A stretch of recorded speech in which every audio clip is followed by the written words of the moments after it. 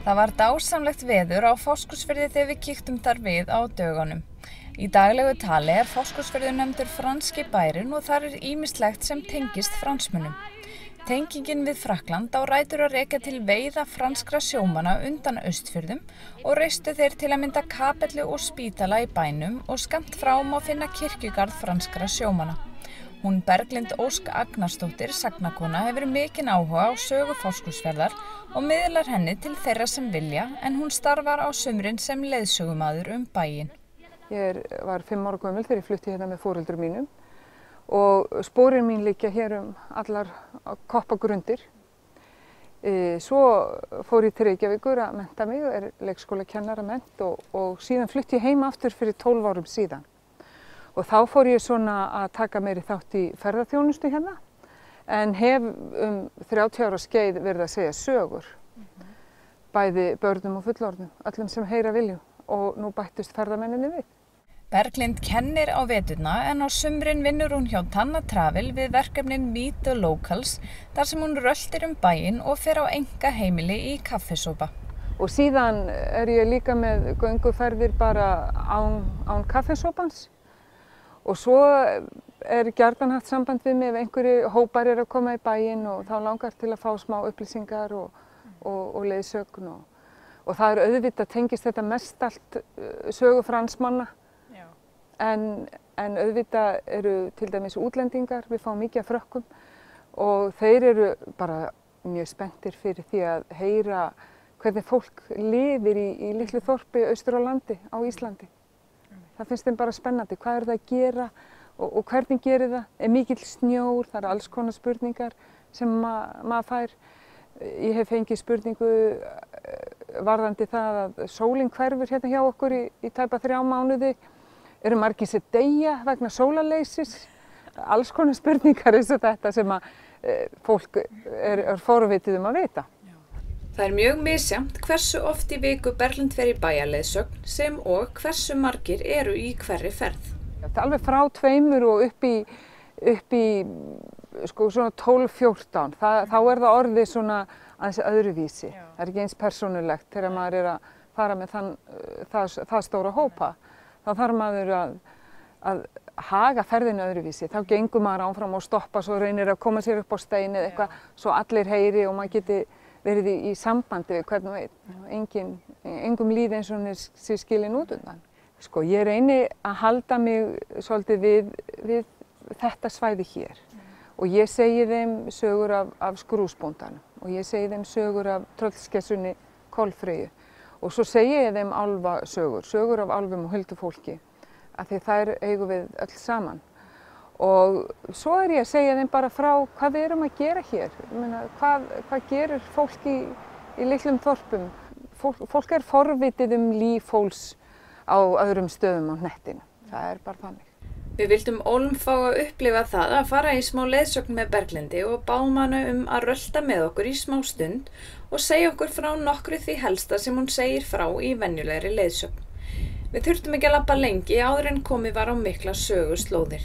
Þetta köllum við stundum litla franska þorpið hérna, franska þyrpingin. Því hér eru hús sem voru byggð af Frökkum. Þetta litla rauða hús sem stendur þarna, og það byggt af Frökkum sem sjúkraskýli. Og áfast við það var lítil kapella, af því að Frökkum heima í Frakklandi sem byggðu þetta hús fyrir sína sjómenn þótti jafn mikilvægt að hugsa sálina eins og líkamann.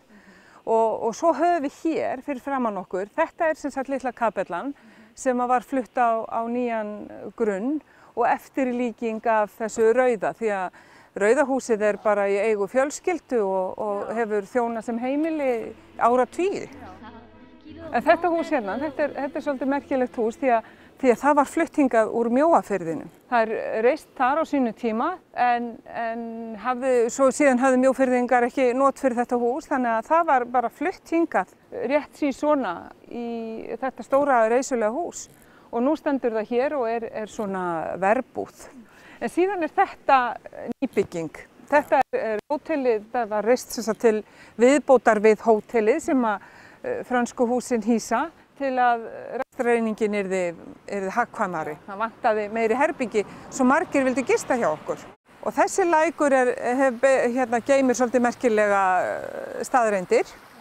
Í lækkunum eru svona steinar með áletrun á og á þeim eru nöfn skipa sem strönduðu eða fóru í hafið á tímum Fransmanna við Íslandsstrendur.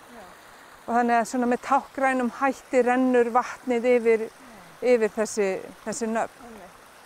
Þetta er alltaf svolítið fallegt finnst mér. Og svo er þetta franski spítalinn sjálfur sem stendur á nýjum grunni.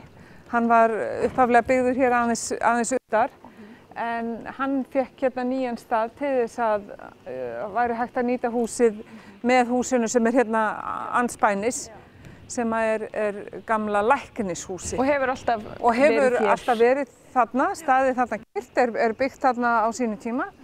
Og þarna, þegar ég alast upp hér, þá var þetta bara heimili læknisins og hann hafði sína aðstöðu þarna til þess að taka á móti sjúklingum. En þetta eru herbergi upp á lofti og á jarðhæðinni er lobbyið fyrir hótelið og safn Fransmanna. Það er alveg ótrúlega merkilegt fyrirbæri þetta safn og ég hvet alla sem koma hingað til Fáskrúðsfjarðar að skoða safnið. Og það nær hérna undir? Það nær undir götuna, jú, við erum einu jarðgöngin sem við vitum svona undir götu á Austurlandi í það minnsta. Og safnið eitt og sér er bara dásamlega vel gert og áhrifaríkt og segir þessa sögu mjög vel. Síðan er þetta hús hérna, elsta bygging bæjarins, gamalt sjóhús, en hýsir núna Norðurljósahús Íslands. Þarna er sýning á norðurljósamyndum sem að tvær konur hér úr þorpinu hafa tekið hér í þessum firði. Afskaplega falleg sýning og gaman að fara og ég hvet alla mína gesti til að heimsækja það. Síðan segi ég frá fjallahringnum okkar, falleg fjöllin sem við höfum hér og bendi fólki á gönguleiðir ef það hefur áhuga á slíku og svo þetta frá atvinnulífinu, hvernig við öflum okkur brauðs. Já, öll þurfum við að gera það á einn eða annan hátt. En í lokin, hvers vegna ætli þetta starf sé svona skemmtilegt? Sko, það er þetta fyrst og fremst að hitta fólk. Það er skemmtilegt. Það er svo nærandi að hitta nýtt fólk og því alltaf læri ég eitthvað nýtt líka á hverjum einasta degi. Og svo er það að fá þessari þörf fullnægt að geta sagt fólki sögur. Því að ég elska sögur af Íslandi, tröllum og álfum og vil gjarnan koma þeim sem víðast.